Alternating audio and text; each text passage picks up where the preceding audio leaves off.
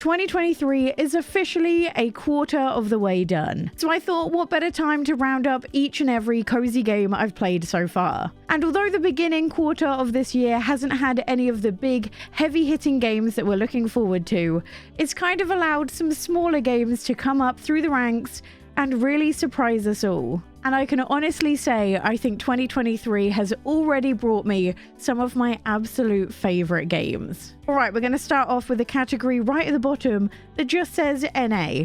And this is where I'm going to put Atelier Ryza 3. I am but a mere, I think, 6 hours into the game, and I do not feel confident that my opinion is the same opinion I'm going to have later on, but I do just quickly want to talk about it. This is my first ever Atelier Ryza game. That's why I want to spend an extra long time getting to know it, because I am so new to all of the mechanics and all of the differences this game has to any other RPG I've ever played before.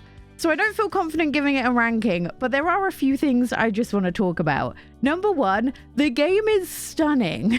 When I saw the trailer for Atelier Ryza, I was not expecting the gameplay to actually look this good on the Nintendo Switch, as the game is releasing on multiple platforms all at the same time. And I have never been so happy to be wrong. This gives me Breath of the Wild vibes, but it's not quite open world. The entire game is split up onto different islands, and to get to each island you go through a loading scene. But as far as the islands go, the whole island itself is open world. The only thing kind of letting the landscape down is the people. They're very stationary, they don't seem very alive. And I think if they were moving around a little bit more, the world really would feel alive. And although this is the third installment in the series, before you start the game, you actually have an option to kind of go and watch a recap of the first and the second game.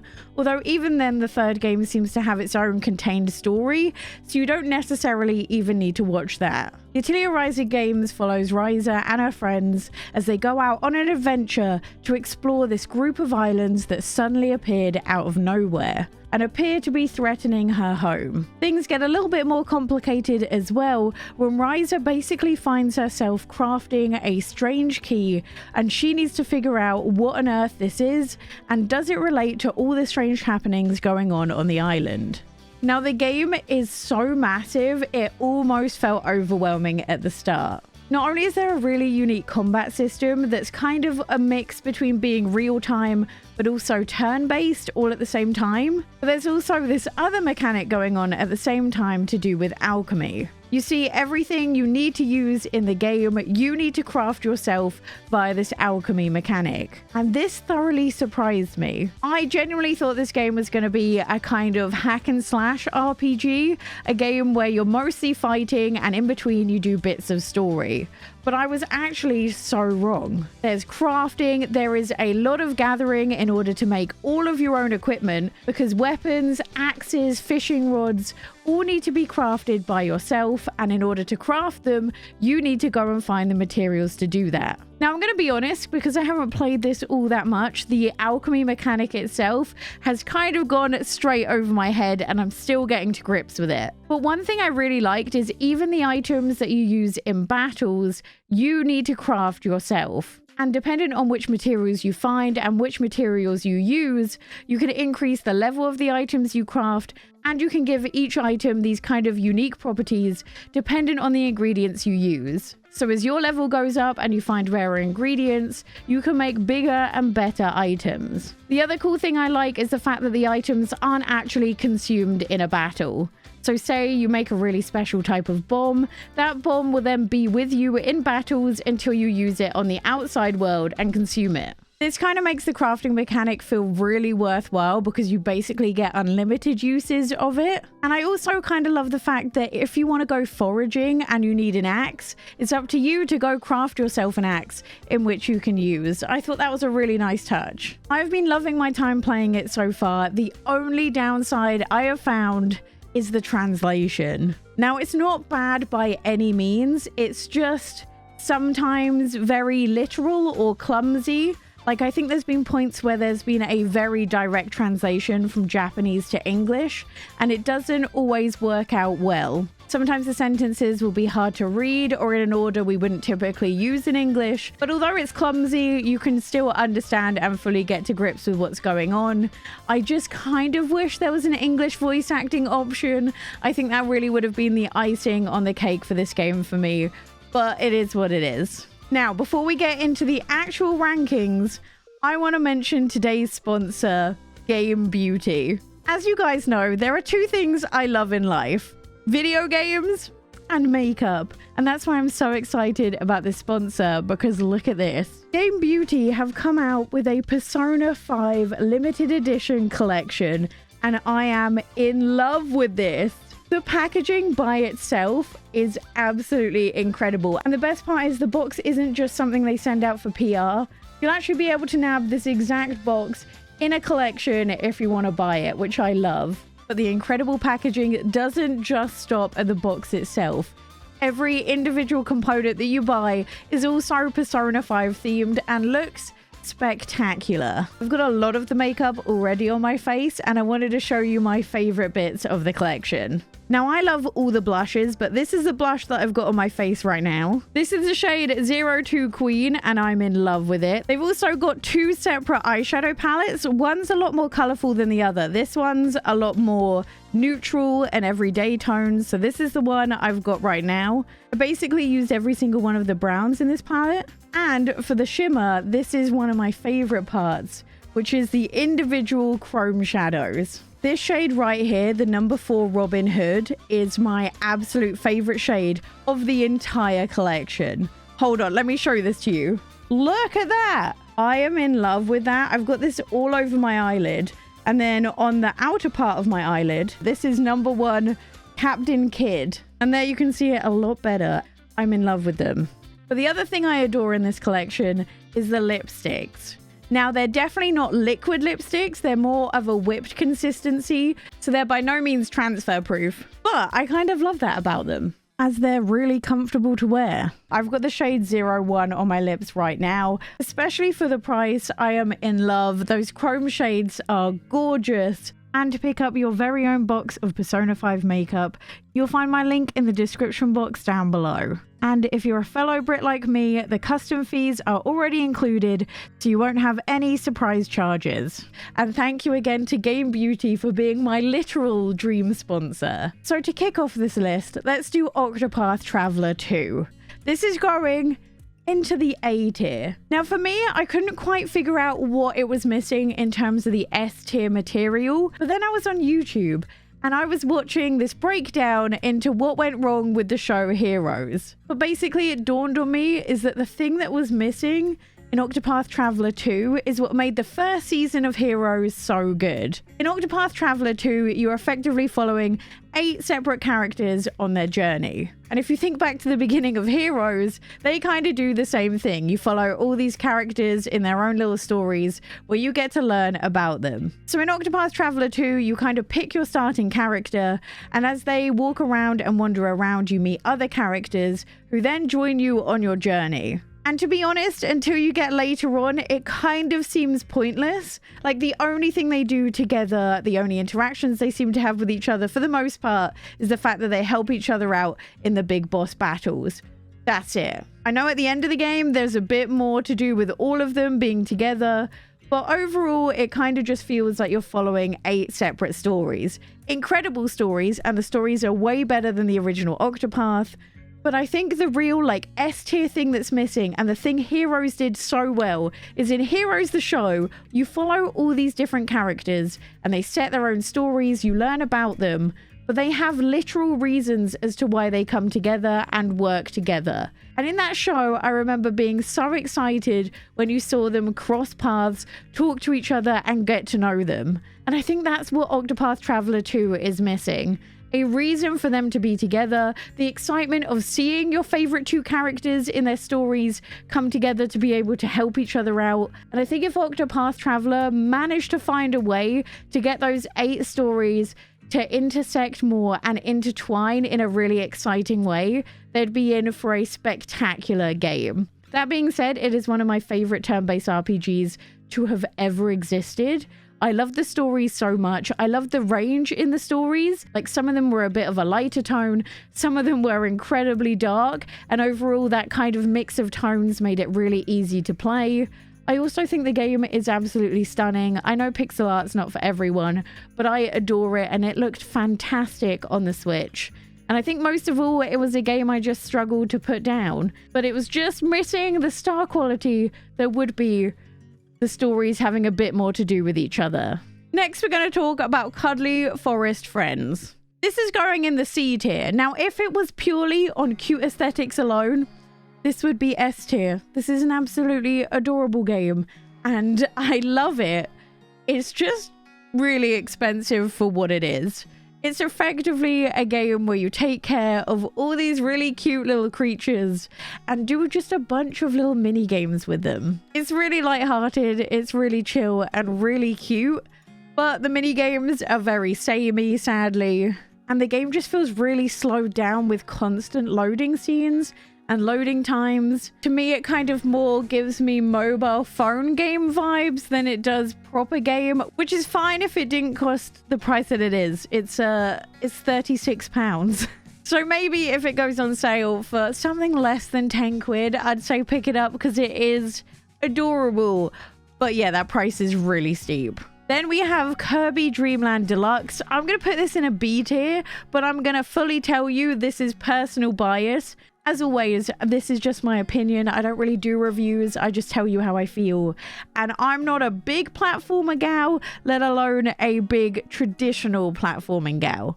But I will say the game has way more content than I expected it to have.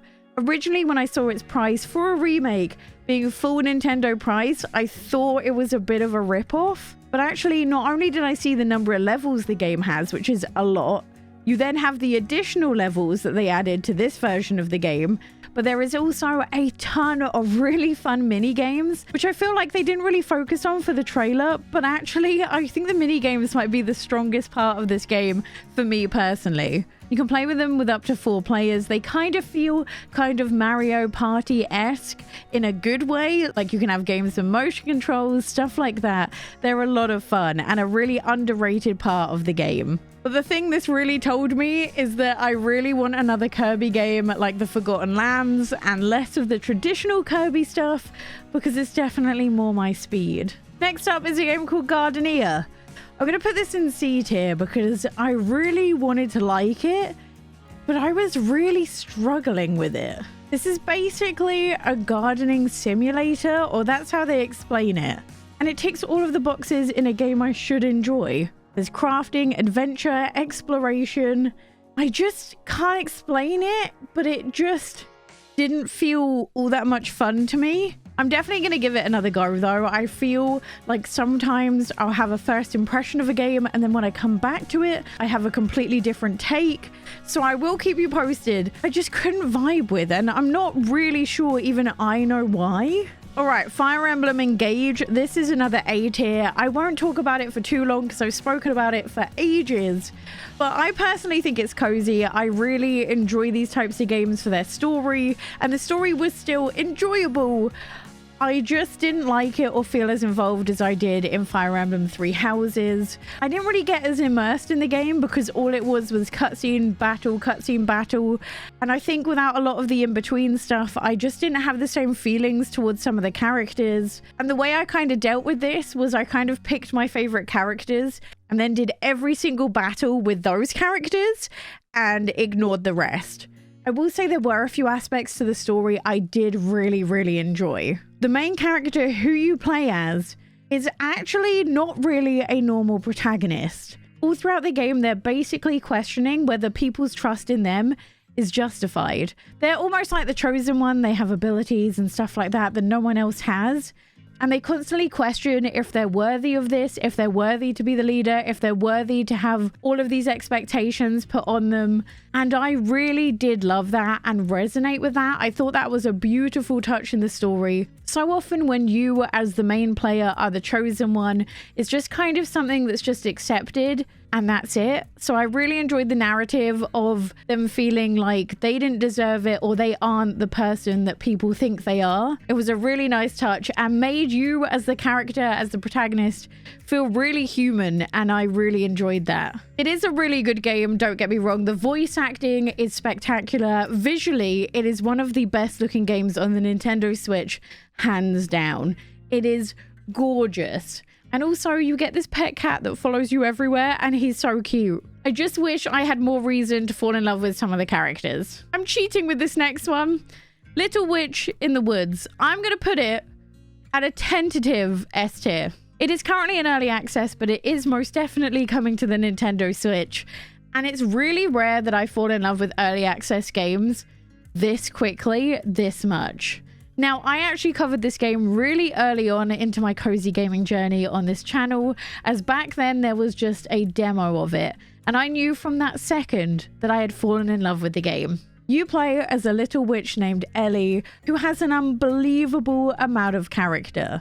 And after a train breaks down, she decides she doesn't want to just sit and wait for it to get fixed, and she's gonna go explore, and inevitably ends up missing when the train sets back off on its journey. So instead of making her way back to the school where she was going to carry on being an apprentice witch, she decided to set up shop in the tiny little witch's house that she found, and not only finish her school journey where she is, but also help the neighboring town to get back on its feet. The thing I love about this so much is not only is there a brewing mechanic, which is fairly straightforward but a lot of fun to do, there is a lot of nuance into the gathering of the resources. Every single creature you come across, you first of all need to enter their details in an encyclopedia that will then tell you how to harvest the materials from them. This means every creature you come across you need to approach in a slightly different way in order to gather their materials, and this just makes the world feel more real. I also love the progression throughout the game.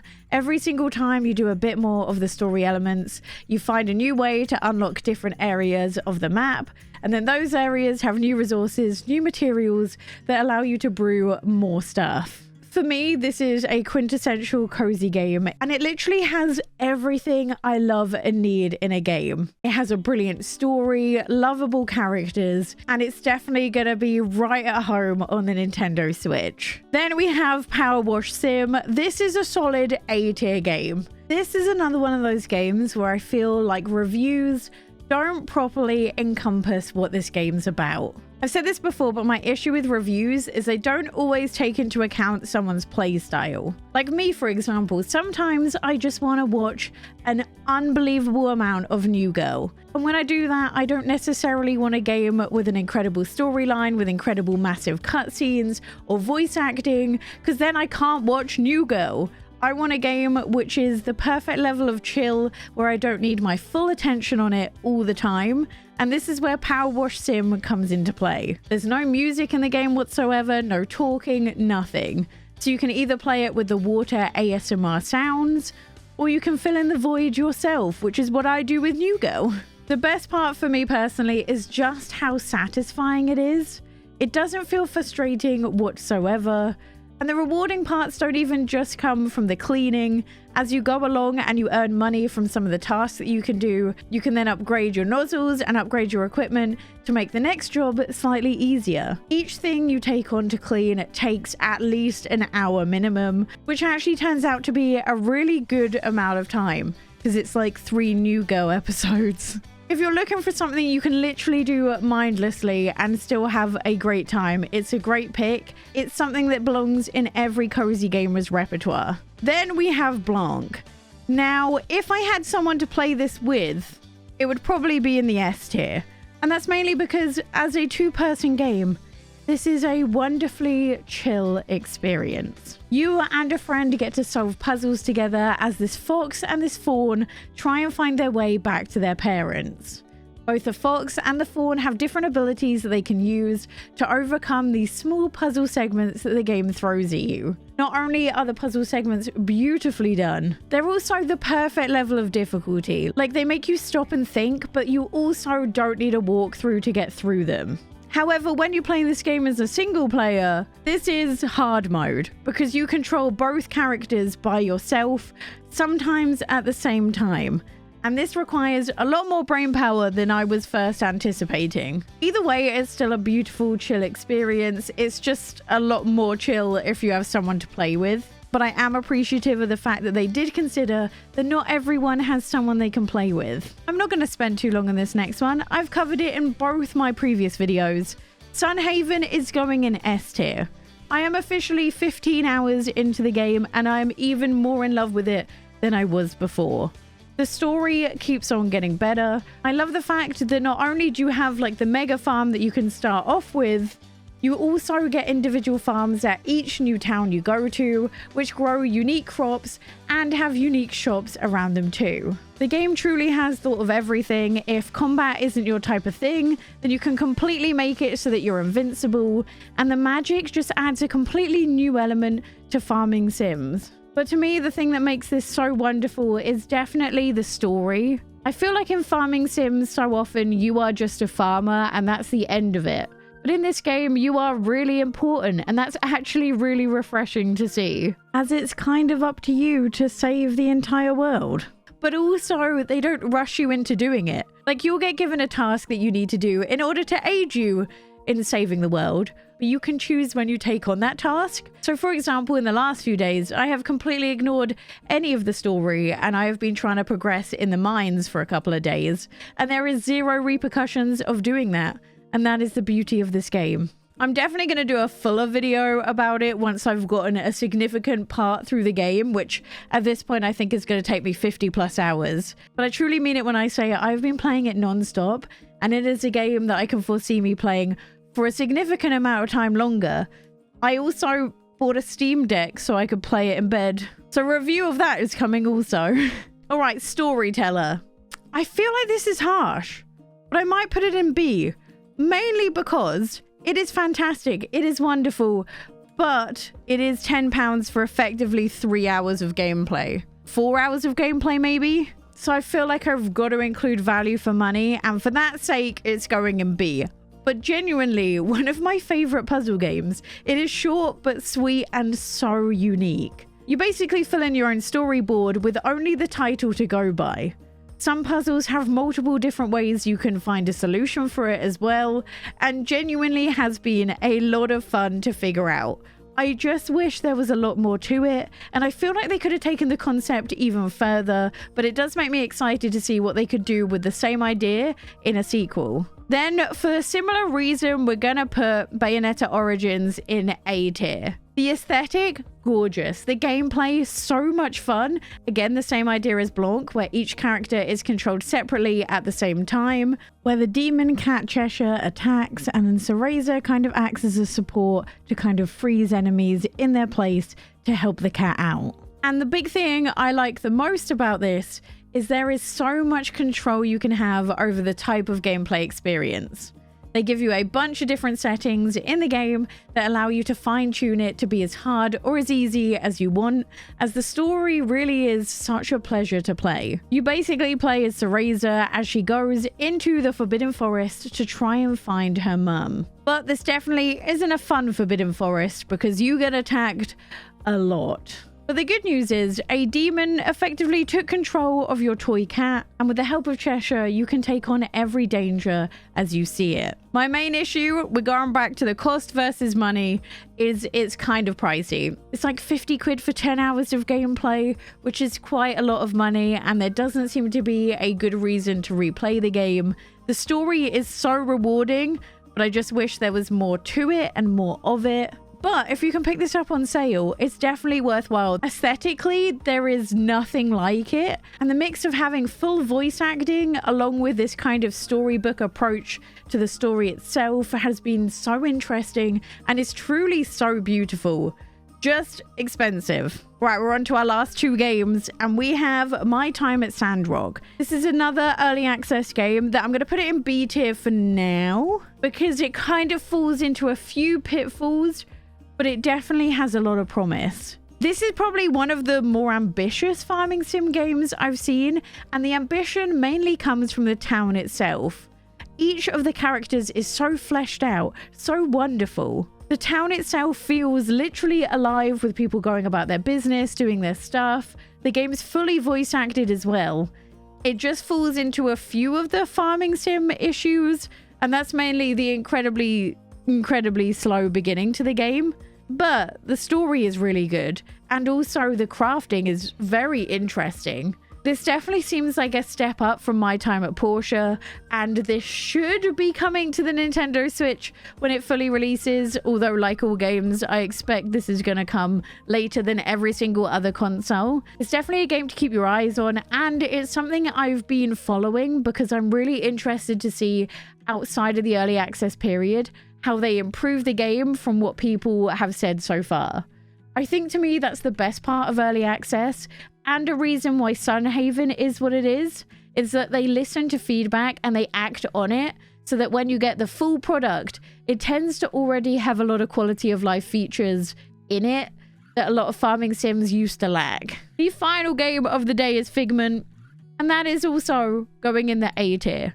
It might have been S tier if it wasn't quite so buggy on the Switch at launch, but this is a really unique, really hard-hitting game that is truly beautiful, and it's kind of cool to see a rhythm game that's unlike other rhythm games on the market. The boss battles you do, each boss kind of has their own theme music, and after a little bit you kind of notice that the attacks that happen also happen in time to the music, which gives you a really nice way of kind of learning their attacks and makes the game slightly easier once you recognize it. But to me, the part of this game that makes this fantastic is the kind of emotional whiplash you get. You'll be having a great time, you'll be having fun hearing the sarcastic characters talk to one another, and then you'll have something that reminds you that this whole thing is taking part in someone's mind. Now, to me, the best part of the game were the puzzles you encountered. Throughout the game, you'll come across switches which switch the brain from being open-minded to closed-minded.